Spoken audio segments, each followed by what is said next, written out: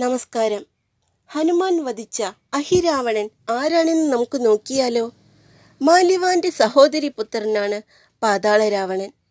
ഈ കഥ കമ്പരാമായണത്തിലാണ് പ്രതിപാദിച്ചിട്ടുള്ളത്. ഒരിക്കൽ മഹാവിഷ്ണു ദുഷ്ടന്മാരായ അസുരഗണങ്ങളെ നിഗ്രഹിക്കാൻ ഇറങ്ങിത്തിരിച്ചപ്പോൾ ഗത്യന്തരമില്ലാതെ ഒരുപാട് അസുരന്മാർ പാതാളലോകം ഒളിത്താവളമാക്കി. അവരുടെ നേതാവായിരുന്നു പാതാള രാവണൻ.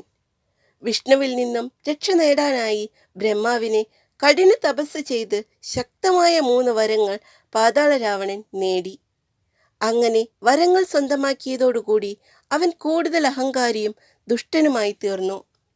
ലങ്കാധിപതിയായ രാവണന്റെ സുഹൃത്തു കൂടിയായിരുന്നു ഈ മഹിരാവണൻ. ഏതെങ്കിലും ആപത്തിൽ പരസ്പര സഹായത്തിനായി വരുമെന്ന് അവർ തമ്മിൽ ധാരണയുണ്ടായിരുന്നു. അങ്ങനെ രാമരാവണ യുദ്ധ സമയത്ത് ഇന്ദ്രജിത്ത് ഉൾപ്പെടെ പ്രമുഖരെല്ലാം വീണപ്പോൾ രാവണൻ പാതാള രാവണന്റെ സഹായം ചോദിക്കുന്നു. നേരിട്ടുള്ള യുദ്ധത്തിന് നിൽക്കാതെ രാമനെയും ലക്ഷ്മണനെയും മാത്രം വധിക്കുന്നതിനായി ഒരു അവസരം നോക്കി പാതാള രാവണൻ. രാത്രിയിൽ ലക്ഷ്മണന്റെ മടിയിൽ തലവെച്ചുറങ്ങുകയായിരുന്നു ശ്രീരാമൻ.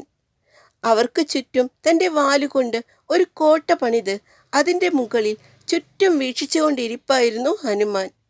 അതിനാൽ രാമലക്ഷ്മണന്മാരെ കടത്തിക്കൊണ്ടു പോകുവാൻ എളുപ്പമല്ലെന്ന് മനസ്സിലാക്കിയ പാതാള രാവണൻ ഭൂമിക്കടിയിൽ ഒരു തുരങ്കമുണ്ടാക്കി.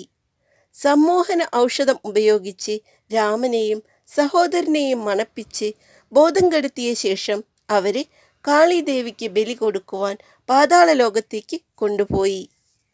കുറച്ചു കഴിഞ്ഞ് താഴെ നോക്കിയ ഹനുമാൻ ആവലാതിപ്പെട്ടു. വിവരം അറിഞ്ഞ വിഭീഷണൻ ഇത് പാതാള രാവണന്റെ പണിയാണെന്ന് തീർച്ചപ്പെടുത്തി. വാനരന്മാരുടെ നേതൃത്വത്തിൽ അവർ തുരങ്കം വഴി പാതാളത്തിലെത്തി. പാതാള രാവണനുമായി ഘോരമായ യുദ്ധം തുടങ്ങി. പരസിദ്ധി മൂലം പാതാള രാവണനെ പരാജയപ്പെടുത്തുക അസാധ്യമായിരുന്നു. വരമണി എന്ന ഒരു ഇന്ദ്രനീലക്കല്ല് ബ്രഹ്മാവ് നൽകിയിട്ടുണ്ടായിരുന്നു. അത് 2ആയി പൊട്ടിച്ചാൽ മാത്രമേ ആ രാക്ഷസനെ വധിക്കുവാൻ സാധിക്കുകയുള്ളൂ. വിഭീഷണനിൽ നിന്നും ഇത് മനസ്സിലാക്കിയ ഹനുമാൻ അയാളുടെ അന്തഃപുരത്തിൽ കയറി അത് സ്വന്തമാക്കി. എന്നിട്ട് അവനുമായി യുദ്ധം ചെയ്തു. തന്നെ വധിക്കാൻ ആർക്കും സാധിക്കില്ലെന്ന അഹങ്കാരത്തോടെ ഹനുമാനെ നേരിട്ടു. എന്നാൽ ഹനുമാൻ തൻ്റെ വായിലിരിക്കുന്ന രത്നം കടിച്ചു പൊട്ടിക്കുകയും ശേഷം പാതാള രാവണനെ വധിക്കുകയും ചെയ്തു. നന്ദി.